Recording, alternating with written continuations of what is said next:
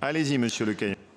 Merci, Monsieur le Président. Étant donné que, Monsieur le Président, vous considérez vous-même l'importance de la problématique sécuritaire, puisque vous avez jugé bon de convoquer sur ce thème une commission ad hoc dès le lundi 13 juillet, que dans le présent rapport de 9 pages présenté, vous annoncez une enveloppe conséquente de 300 millions d'euros. Étant donné également que si ce rapport décline les grands axes de votre politique de lutte contre l'insécurité endémique qui continue effectivement à pourrir la vie des Français, de nombreux points restent flous. Et que les mesures concrètes que vous comptez mettre en œuvre manquent, c'est le moins qu'on puisse dire, de précision.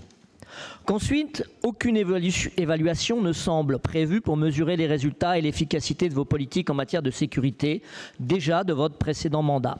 Et que pour terminer, vous engagez la région dans un aventureux, nous l'avons déjà dit, développement de la technologie de la reconnaissance faciale, sans en préciser les contours et les limites.